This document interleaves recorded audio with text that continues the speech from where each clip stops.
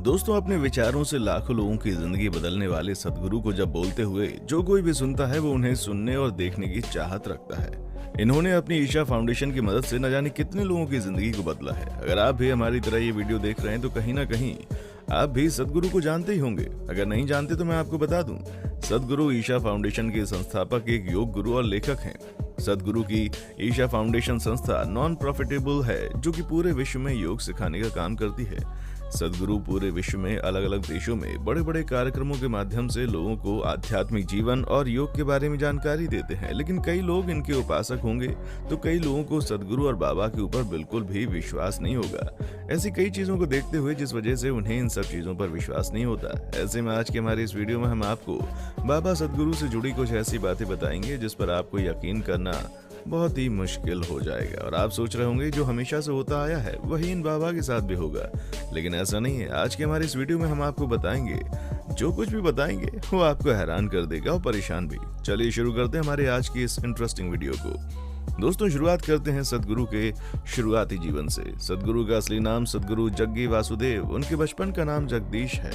सदगुरु का जन्म 3 सितंबर 1957 को मैसूर कर्नाटक में हुआ। जग्गी वासुदेव एक लेखक भी हैं जिन्होंने 100 से भी ज्यादा पुस्तकें लिखी हैं। इन्हें भारत सरकार की तरफ से 2017 में पद्म विभूषण से भी सम्मानित किया जा चुका है।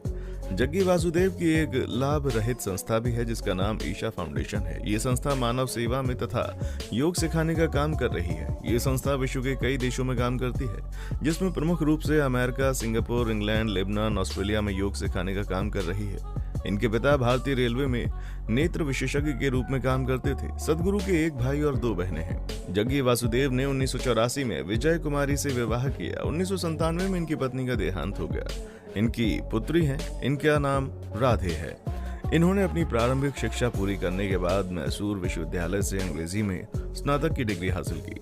जग्गी वासुदेव का जन्म कर्नाटक के मैसूर शहर में हुआ। ये अपने 4 भाई बहनों में सबसे छोटे थे। इनके परिवार में इनके माता पिता थे। इनके पिताजी भारतीय रेलवे में काम करते थे। इस कारण से उनका एक स्थान से दूसरे स्थान पर आना जाना बना रहता था। इस कारण भी अलग अलग जगहों पर वो हमेशा रहते थे, क्योंकि जॉब में उनका समय समय पर तबादला हो जाता था। सदगुरु बचपन से ही अलग तरह के व्यक्ति थे। ये किसी भी वस्तु को जब देखते थे तो उसे एकटक देखते ही रहते थे और उनकी आंखों में आंसू गिरते रहते थे। जैसे कि जब उनको कोई पानी पीने के लिए देता था तो जग्गी वासुदेव उस पानी को एक नजर से देखते थे, ये पानी क्या है। हालांकि उनको पता होता कि पानी पिया जाता है, लेकिन जग्गी वासुदेव ये जानना चाहते थे कि पानी आखिर है क्या चीज जिसे पीने से प्यास बुझ जाती है। जग्गी वासुदेव सदगुरु किसी भी चीज को देखते थे तो वो उसमें पूरे तरीके से खो जाते थे और वो अपने पूरे ध्यान से उसको देखा करते थे। जग्गी वासुदेव जिस चीज को देखते उस चीज को कई घंटे तक लगातार देखते रहते थे, जिस कारण इनके परिवार में सभी को इनकी चिंता होने लगी। इनके पिताजी को लगने लगा कि इन्हें किसी मानसिक विशेषज्ञ के पास दिखाना चाहिए। इस तरीके से धीरे धीरे सदगुरु 10 साल के हो गए और उस समय एक योग गुरु से इनको मिलवाया गया। इन्होंने योग सीखा, जिससे इनका मन काफी शांत रहने लगा और उनके जीवन में नई नई बदलाव आने शुरू हुए। इनके योग गुरु का नाम राघवेंद्र राव था, जो जग्गी वासुदेव को योग सिखाने का काम करते थे। जग्गी वासुदेव ने लगातार योग का अभ्यास करके इसमें महारत हासिल कर ली। इसके अलावा सदगुरु जग्गी वासुदेव बचपन में अधिकतर समय जंगलों में बिताया करते थे। वे पेड़ों पर बैठकर हवा का आनंद लेते थे तथा प्रकृति को निहारते रहते थे। सदगुरु को बचपन में सांप पकड़ने का काफी ज्यादा शौक था, जिस कारण ये जब भी जंगल से वापस घर आते तो उनकी झोली में बहुत सारे सांप होते थे। उन्हें अकेले में रहने से आनंद की अनुभूति होती थी और कई बार ध्यान में बैठ जाते थे तो घंटों तक ध्यान में ही बैठे रहते थे। इसके बाद जब सदगुरु जग्गी वासुदेव 14 साल के हुए तो इन्होंने क्लाइमिक क्लब को ज्वाइन किया। सदगुरु यहाँ पर एक आर्मी ऑफिसर से काफी ज्यादा प्रभावित हुए और उन्होंने आर्मी ज्वाइन करने के लिए रिटन एग्जाम तो दिया, परंतु रियल एग्जाम नहीं दिया और ये वापस अपने घर आ गए। उसके बाद सदगुरु जग्गी वासुदेव ने पूरे दक्षिण भारत की यात्रा की और भारत के लोगों संस्कृति को समझने का प्रयास किया, क्योंकि इन्हें ऐसा लगता था कि अगर उन्हें सवालों के जवाब चाहिए तो इन्हें यात्रा करनी होगी।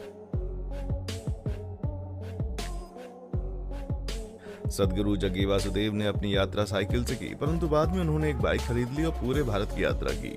इन्हें बचपन से ही बाइक चलाने का काफी ज्यादा शौक था और आज भी इनके घर नई से नई बाइक खड़ी रहती है।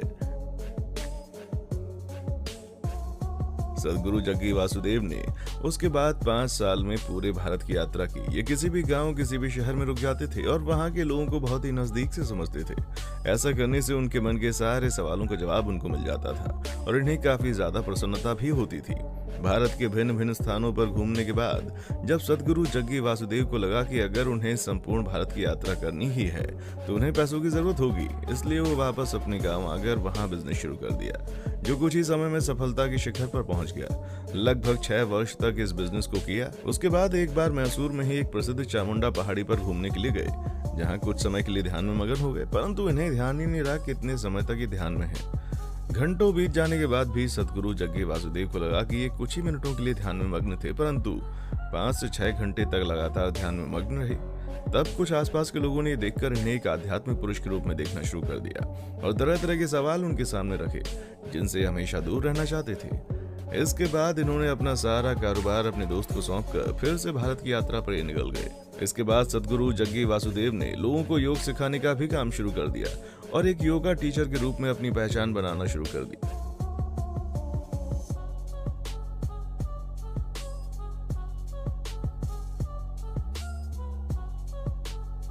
अब बात करते हैं ईशा फाउंडेशन की शुरुआत की। तो जब सद्गुरु जग्गी वासुदेव भारत भ्रमण पर घूम रहे थे तो ये जगह पर लोगों को योग सिखाने का काम करते थे। इसी बीच इन्होंने 1992 में ईशा फाउंडेशन की नींव रखी। यह संस्था लाभ रहित थी जो लोगों की मदद करने का काम करती है। इसमें ये सामाजिक काम करने के साथ साथ प्राकृतिक धरोहर की भी सुरक्षा करती है। इनका लक्ष्य 16 करोड़ वृक्ष लगाने का है तथा हाल ही में उन्होंने तमिलनाडु में 8.52 लाख पेड़ लगाकर गिनीज बुक में अपना नाम वर्ल्ड रिकॉर्ड में दर्ज करवाया है। ईशा फाउंडेशन में 2.5 लाख से भी ज्यादा लोग काम करते हैं। ईशा फाउंडेशन का मुख्यालय कोयम्बटूर है। सद्गुरु जग्गी वासुदेव योग सिखाते हैं। पर्यावरण सुरक्षा के लिए ईशा फाउंडेशन को वर्ष 2008 में इंदिरा गांधी पर्यावरण पुरस्कार से सम्मानित किया गया। इसके अलावा वर्ष 2017 में पद्म विभूषण अवार्ड से भी सम्मानित किया गया।